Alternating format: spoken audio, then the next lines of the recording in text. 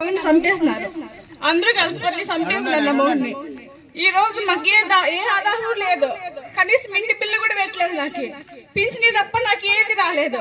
5 లక్షలు ఇస్తాం, 2 లక్షలు ఇస్తాం, అవి తిరిగి ఇవ్వకండి అని చెప్పి 5-6 వేలు ఖర్చు పెట్టుకొని ఆమె తీసుకొచ్చినాక ఏ పనికి రావు అమ్మాయి అని పూలు పారేస్తున్నారు. ఈ రోజు వాళ్ళ కింద పోలేదని, వాళ్ళతో పనుకోలేదని స్టేషన్ చుట్టూ నన్ను పండుగ లేదు, పప్పు లేదు, కాదు పండుగ రోజు నా పిల్లలు వేసుకుని నమాజ్ రోజు స్టేషన్ చుట్టూ 10 రోజులు ఉన్నాను.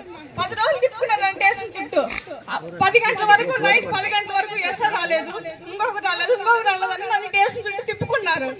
రాజీ చేసినా కూడా మళ్ళీ పొద్దున్న రాపోండి, రేపు రాపోండి అని నన్ను చాలా హింసలు పెట్టినారు. పండగ పుట్లు కొట్టినారు. మా వాళ్ళని తాకి పంపించి మా పెద్ద వెళ్తాను నన్ను కొట్టించినారు. చాలా విసార్లు పెట్టినారు నన్ను. ఒక రోజు కాదు, అసలు అత్తలతో కూడా కొట్టిస్తున్నారు నన్ను. ఇప్పుడైనా నన్ను శ్రీరామక్క గారు నన్ను ఇప్పుడైనా చేయబట్టినాను. చాలా నన్ను కాపాడమ్మా, నువ్వే నా చేయబట్టమ్మా, నాకేమో చెయ్యమ్మా. నాకెవరూ లేరు, తండ్రి లేడు, మొగుడు లేడు, ఎవరూ లేరు.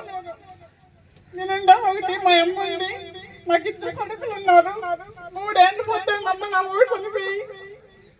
ఎవరు నన్ను చేయబట్టలేదు, అందరూ కొట్టేవాళ్ళే. అందరూ ఒక 10వ పాటలో చూస్తాను నన్ను. ఈ పొద్దు ప్రకాష్ రెడ్డి అయితే మేమున్నా మీ మొత్తం అమ్మ మేము చూస్తాం అన్నారు. కానీ నా మూడు కనిపెట్టేసి ఒక్క రోజు కూడా వచ్చినది లేదు. ఏమ్మా నీ పరిస్థితి ఏమి అని అడిగినది లేదు. మీరు గురికి అవి ఇస్తాము, ఆ పనులు ఇస్తాం, ఈ పనులు ఇస్తామని తిప్పించుకొని మాకు ఏమీ చేయలేదు. నాకు ఏ అవకాశం ఇచ్చినందుకు ప్రజలందరికీ నమస్కారం.